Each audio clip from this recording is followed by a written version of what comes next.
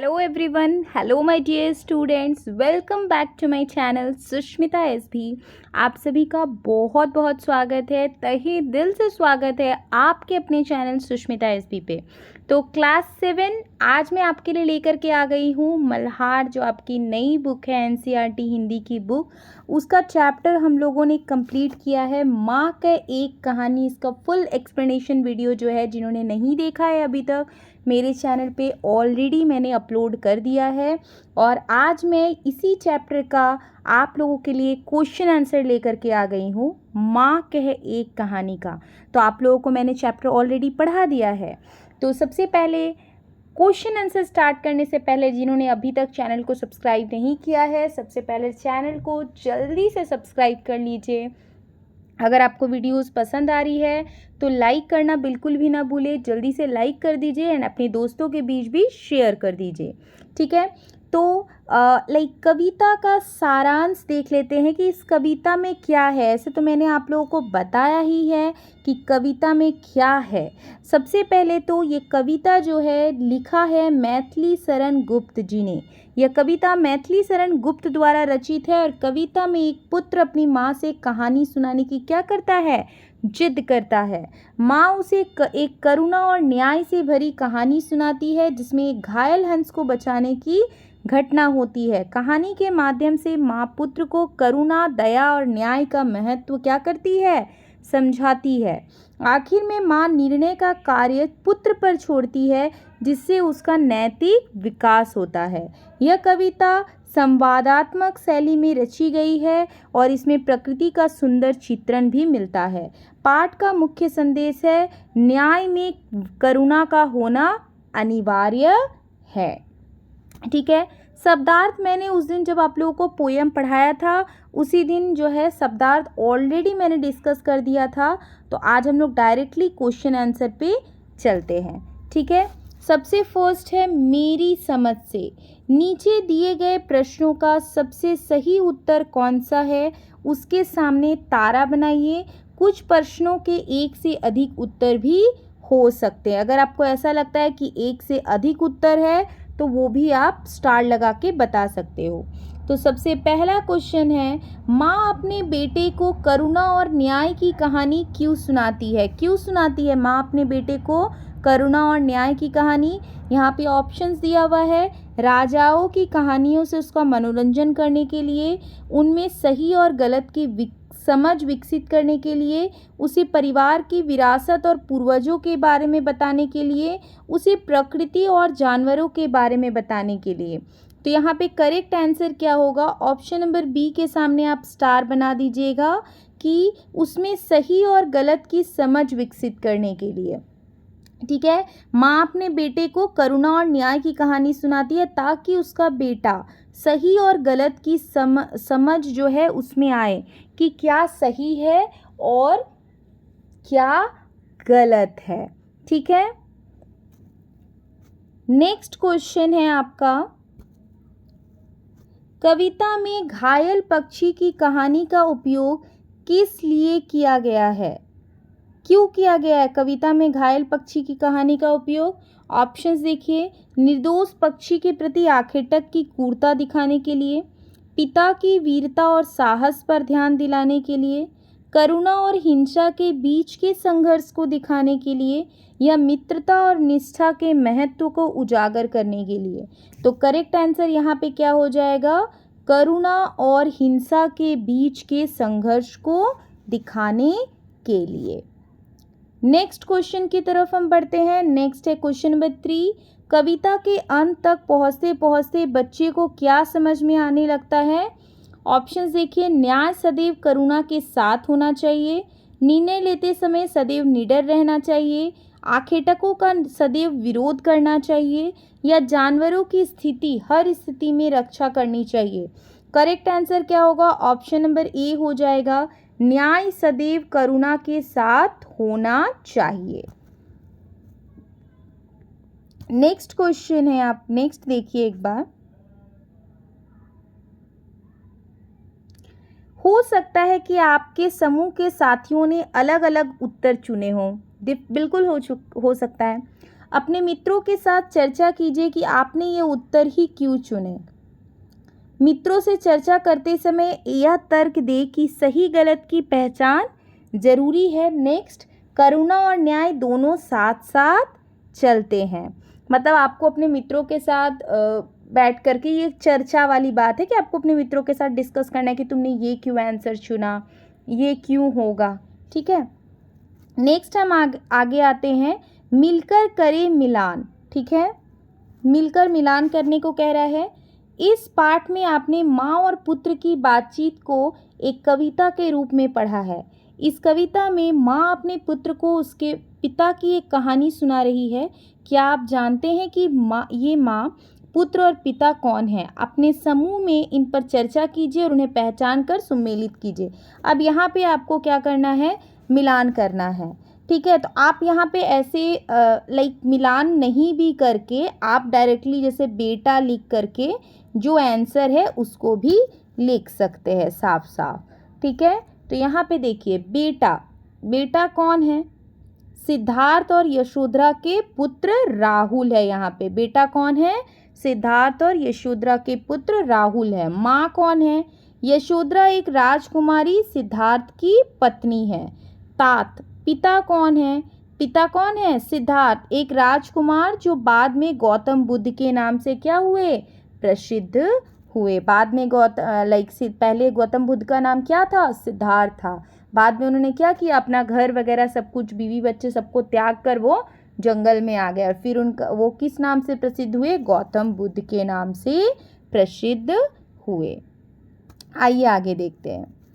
पाठ में से चुनकर कुछ पंक्तियाँ नीचे दी गई है, इन्हें ध्यान से पढ़िए और इन पर विचार कीजिए।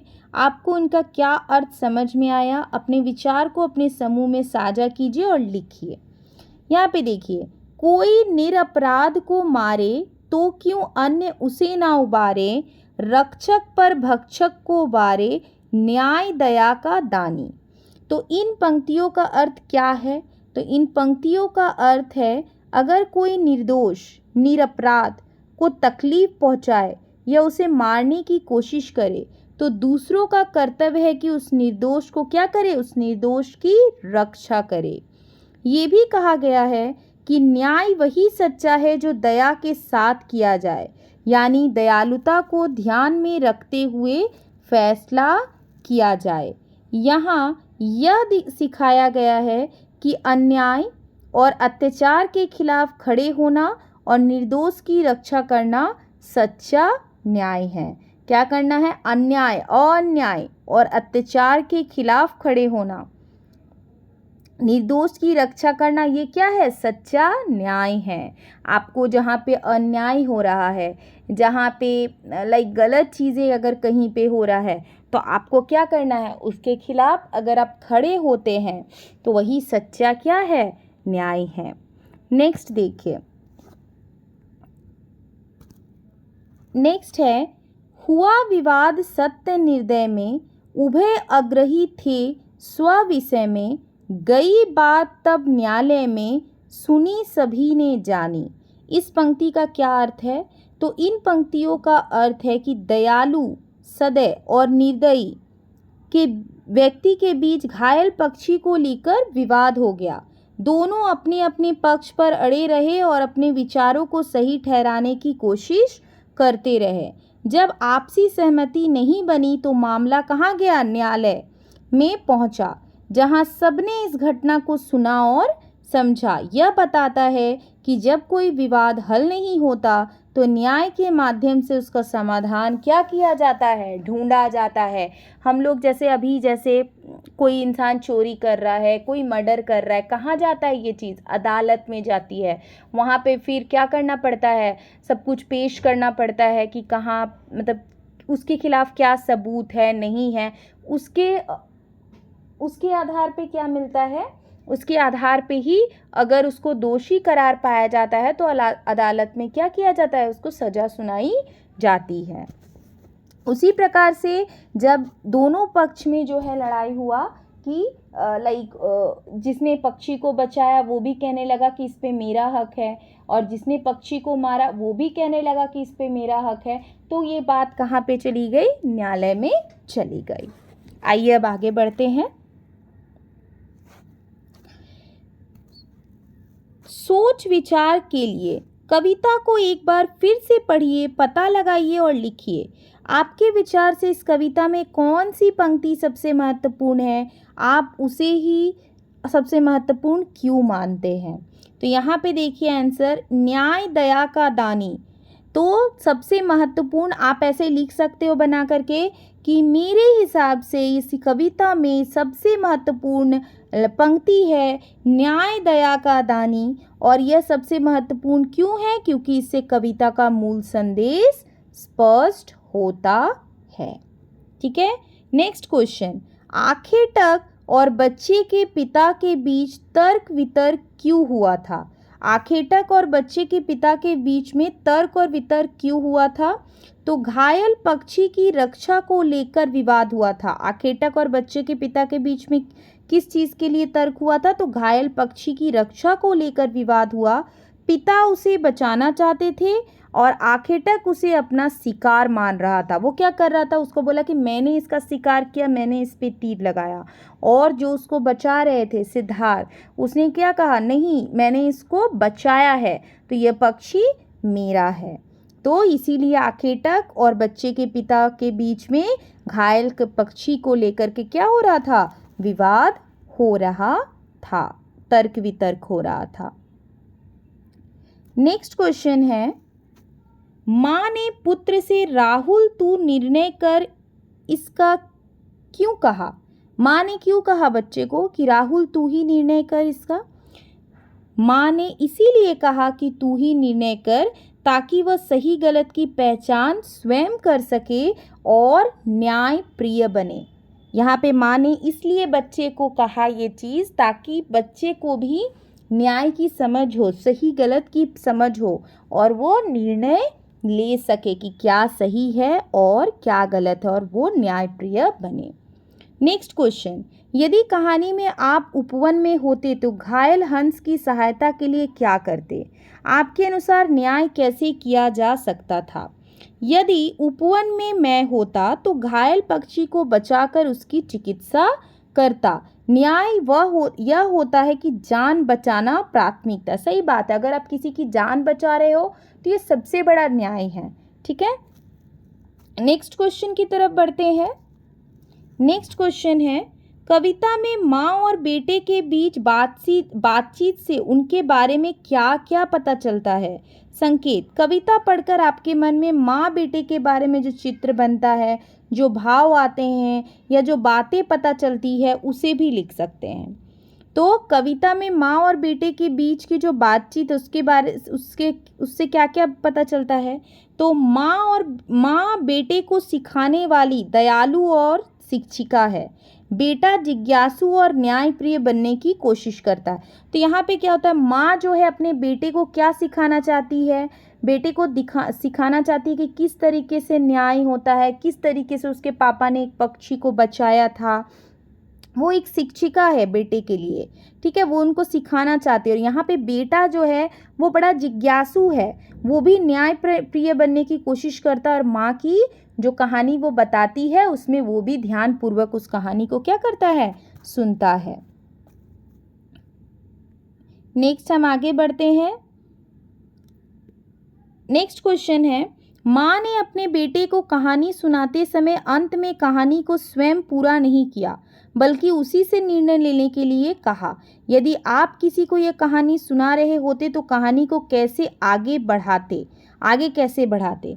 तो घायल हंस को उपचार के लिए सुरक्षित स्थान ले जाते और फिर न्यायाधीश से निर्णय करवाते। ठीक है, यही करते ना कि घायल हंस को उपचार के लिए कहाँ लेके चल जाते? किसी सुरक्षित स्थान पे जाते, उसका चिकित्सा करते और न्यायाधीश से ही उसका निर्णय करवाते। मान लीजिए कि कहानी में हंस और तीर चलाने वाले के बीच बातचीत हो रही है। कल्पना से बताइए कि जब उसने हंस को तीर से घायल किया तो उसमें और हंस में क्या क्या बातचीत हुई होगी, उन्होंने एक दूसरे को क्या क्या तर्क दिए होंगे, क्या क्या तर्क दिए होंगे। हंस कहता मुझे क्यों मारा, आखेटिक कहता ये मेरा अधिकार है। बहस होती, हंस जीवन के अधिकार का तर्क देता, आखेटक शिकार का। मतलब यहाँ पे ये होता कि हंस कहता उस आखेटक को कि आपने मुझे क्यों मारा, लेकिन वो आखेटक क्या कहता, मैं शिकारी हूँ, ये मेरा अधिकार है, मैं तो शिकार करूँगा ही। और उनके बीच में क्या होती, बहस होती। हंस अपने जीवन के अधिकार का तर्क देता और आखेटक किस चीज़ का तर्क देता, अपने शिकार करने का। नेक्स्ट क्वेश्चन की तरफ बढ़ते हैं। मान लीजिए कि माँ ने जो कहानी सुनाई है आप भी उसके एक पात्र हैं, आप कौन सा पात्र बनना चाहेंगे और क्यों। तीर चलाने वाला, पक्षी, पक्षी को बचाने वाला व्यक्ति, न्यायाधीश या कोई अन्य पात्र जो आप कहानी में जोड़ना चाहते हैं। तो आप क्या बनना चाहते हैं ये अपने मन से आप लिख सकते हो। यहाँ पे देखिए मैंने ये बताया कि पक्षी को बचाने वाला व्यक्ति, क्योंकि वह दया और करुणा का प्रतीक है। पक्षी को बचाने वाला व्यक्ति इसीलिए आप बनना चाहते हैं क्योंकि वो जो है मतलब किसी इंसान को जीवन देना वो एक बहुत बड़ी चीज़ है। मानना तो बहुत आसान काम है, लेकिन किसी व्यक्ति को बचाना, किसी व्यक्ति को जीवन देना, आज के डेट में आप देखोगे कहीं पे भी कुछ होता है तो लोग वीडियोस बनाते हैं, लोग उसको बचाने नहीं जाते हैं, वो वीडियो आपके पास वायरल हो जाएगा। हर चीज़ का मैंने देखा है, कहीं पे भी कुछ हुआ, अगर कहीं पे कोई सुसाइड करने जा रहा है या कहीं एक्सीडेंट हो रहा है, लोग सिर्फ फ़ोन निकाल के वीडियो, अरे भाई आप उस इंसान को जाके बचाओ क्योंकि एक इंसान का जीवन का बहुत बड़ा कीमत होता है। मैं ऐसा मानती हूँ, मेरा ऐसा मानना है कि किसी की लाइफ बहुत बड़ी चीज़ होती है, क्योंकि एक इंसान किसी के पापा होंगे, किसी के हस्बैंड होंगे, किसी के बेटे होंगे, तो उसका जीवन बचाओ। आप उसको वीडियो बना रहे हो, इससे उसकी जीवन नहीं बचेगी। आप वो वीडियो बना के क्या करोगे, उस वीडियो का क्या होगा। आप इससे अच्छा है कि उसे उठा करके हॉस्पिटल ले जाओ, हो सकता है 2 सेकंड के लिए ही सही, 5 मिनट के लिए ही सही, उसकी लाइफ बच जाएगी। लेकिन आज के जीवन में, आज के युग में, आज अगर आप देखो तो लोग क्या करते हैं, वीडियोस बनाने बैठ जाते हैं। लोग बैठ के वीडियो बनाते हैं, खड़े होकर वीडियो बनाएंगे, कोई मर रहा है, छटपटा रहा है उसका, लेकिन it's a very bad thing, very wrong thing, but लोगों को ये समझ में नहीं आ रहा है। ठीक है, तो अगर आप इसमें क्या बनना चाहेंगे तो ये आप अपने से भी खुद से आंसर कर सकते हो कि आप क्या बनना चाहोगे। एक पक्षी को बचाने वाला बनना चाहोगे, न्यायाधीश बनना चाहोगे, तीर चलाने वाला बनना चाहोगे, या कोई अन्य पात्र अगर आप इसमें जोड़ना चाहते हो, खुद से आप आंसर कर सकते हो। नेक्स्ट है आपका, इस कहानी में एक माँ और उसके पुत्र का संवाद दिया गया है, लेकिन कौन सा कथन किसने कहा है ये नहीं बताया गया है। आप कविता में दिए गए संवादों को पहचानिए कि कौन सा कथन किसने कहा है और उसे दिए गए उचित स्थान पर लिखिए। उदाहरण के लिए माँ और पुत्र एक एक कथन दिया गया है। देखो, माँ भी कुछ बात बोली है और पुत्र ने भी बोले हैं, तो आप इसको इस तरीके से लिख सकते हैं, पुत्र द्वारा कहे गए कथन। ठीक है, माँ कह एक कहानी, जहाँ सुरभि मनमानी, हाँ माँ यही कहानी, लहरा था पानी, हाँ हाँ यही कहानी, हुई पक्ष की हानि, करुणा भरी कहानी, हट करने की ठानी, अब बढ़ चली कहानी, सुनी सभी ने ज्ञानी, व्यापक हुई कहानी। ये सब कथन किसके द्वारा कहे गए हैं, पुत्र के द्वारा। माँ मेरी क्या बानी, मैं सुन रहा कहानी, कोई निरपराध को मारे तो क्यों अन्य उसे न उबारे, रक्षक पर भक्षक को वारे, न्याय दया का दानी, न्याय दया का दानी। माँ ने क्या क्या कथन कहे हैं, तो माँ ने ये सारे कथन कहे हैं, बेटा समझ लिया क्या तूने मुझको अपनी नानी, तू है हटी मान धन मेरे, सुन उपवन में बड़े सवेरे, तात भ्रमण करते थे तेरे, जहाँ सुरभि मनमानी, वर्ण वर्ण के फूल खिले थे, झलमल कर हिम बिंदु झिले थे, हल्के झोंके हिले मिले थे, लहराता था पानी, गाते थे खग कलकल स्वर से, सहसा एक हंस ऊपर से, गिरा बिद होकर खर सर से, हुई पक्ष की हानि। चौंक उन्होंने उसे उठाया, नया जन्म सा उसने पाया, इतने में आंखें टक आया, लक्ष्य सिद्धि का मानी, कोमल कठिन कहानी। मांगा मांगा उसने आहत पक्षी, तेरे तात किंतु थे रक्षी, तब उसने जो था खगभक्षी, हट करने की ठानी। हुआ विवाद सदय निर्दय में, उभय अग्रही थे स्वविषय में, गई बात तब न्यायालय में, सुनी सभी ने जानी। राहुल तू निर्णय कर इसका, न्याय पक्ष लेता है किसका, कह दे निर्भय जय हो जिसका, सुन लूँ तेरी बानी। तो ये सारी जो पंक्तियाँ है ये किसने कही है, ये कही है माँ ने। और जो ऊपर की जो पंक्तियाँ है जो मैंने आप लोगों को बताई, ये किसने कही है, ये पुत्र ने कही है। ठीक है।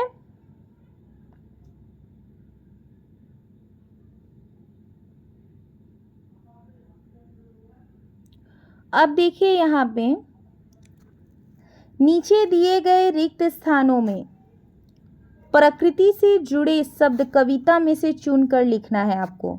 ठीक है। यहाँ पे देखिए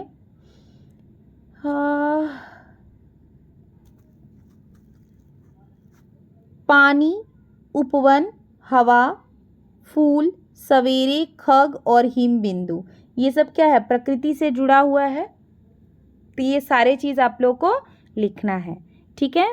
पानी हो गया, उपवन हो गया, हवा है, फूल है, सवेरे हैं, खग है, हिम बिंदु है। ठीक है। अब है देखिए नीचे स्तंभ 1 और स्तंभ 2 में पंक्तियाँ दी गई है। मिलती जुलती पंक्तियों को रेखा खींचकर मिलाना है आपको। जो मिलता जुलता पंक्ति है उसको रेखा खींचकर मिलाना है। यहाँ पे देखिए, यहाँ पे डायरेक्ट उसके बगल में आंसर लिख दिया गया है। ठीक है। कहती है मुझसे यह चेटी, यह सेविका मुझसे यह कहती है, तू है हटी मान धन मेरे, मतलब हे मेरे पुत्र तू बहुत हट करता है। थर्ड वाला का क्या होगा, झलमल कर हिम बिंदु झिले थे, मतलब हिमकण ओश की बूंदें झिलमिला रही थी। नेक्स्ट है गिरा बिद्ध होकर खरशर से, मतलब तेज धार वाले तीर से घायल होकर गिर गया। हुआ विवाद सदय निर्दय में, मतलब दयालु और निर्दयी व्यक्ति में झगड़ा हुआ। कह दे निर्भय जय हो जिसका, तू बिना डरे कह दे कि जीत किसकी होनी चाहिए। मतलब एक तरफ पोयम वाली लैंग्वेज, जो पोयम में जिस लैंग्वेज में बात मतलब बोली गई है वो बोला गया, और एक तरफ आपको हिंदी में उसका अर्थ बताया है। तो इसका क्या होगा। ठीक है। कि मैंने आप लोग को बता दिया कि कैसे इसका हम लोग जो सही आंसर है, जो सही है, कहती है मुझसे यह चेटी, मतलब यह सेविका मुझसे क्या कहती है। तो ये आपको मिलाना था यहाँ पे। ठीक है। आगे देखिए, तूने गुनी कहानी, मतलब तूने कहानी को समझ लिया है। उभय अग्रही थे स्व-विषय में, मतलब दोनों ही अपनी अपनी बात पर अड़े हुए थे। तब उसने जो था खगभक्षी हट करने की ठानी, तब उस तीर चलाने वाले ने हट करने का निश्चय कर लिया। रक्षक पर भक्षक को वारे, न्याय दया का दानी, न्याय में दया सम्मिलित होती है। न्याय मारने वाले के स्थान पर बचाने वाले का पक्ष लेता है। मतलब यहाँ पे आप लोगों को अर्थ बताना है। ठीक है। ये मैंने आप लोगों को बताया, आप कॉपी में नोट डाउन करके इन सभी चीज़ों को रखिए, ताकि जब आप लोगों को ज़रूरत हो आप आराम से कॉपी खोल करके देख सकते हो। ठीक है।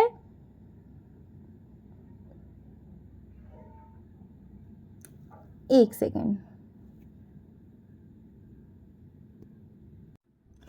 तो जो भी क्वेश्चन आंसर अभी मैंने आप लोगों के साथ डिस्कस किया, ये सारे क्वेश्चन आंसर जो है आप लोग अच्छे से कॉपी में नोट डाउन करके रख लीजिए, ताकि आप लोगों को कहीं भी मतलब कोई भी ज़रूरत पड़े तो आप आराम से कॉपी खोलकर उस नोट्स को देख सकते हैं। एंड कहीं पे भी अगर आप लोगों को कोई भी डाउट होता है कहीं पे भी, तो आप लोग कमेंट बॉक्स पे कमेंट करना बिल्कुल भी ना भूलें। आगे का जो क्लास है मैं आगे की वीडियोज़ में लेकर के आऊँगी, आगे जो भी क्वेश्चन आंसर बचे हुए हैं वो आगे के वीडियोज़ में आपको देखने को मिल जाएगा। आज के लिए इतना ही आप लोगों को मैं बताने वाली हूँ। एंड जिन्होंने अभी तक चैनल को सब्सक्राइब नहीं किया है, सबसे पहले तो चैनल को जल्दी से सब्सक्राइब कर लीजिए, अपने दोस्तों के बीच शेयर कर दीजिए एंड लाइक करना बिल्कुल भी ना भूले, ठीक है। आगे के जो भी क्वेश्चन आंसर बचे हुए हैं, क्वेश्चन आंसर हम नेक्स्ट क्लास में डिस्कस करने वाले हैं, ठीक है। तो अभी के लिए इतना ही, मिलते हैं हम नेक्स्ट क्लास में।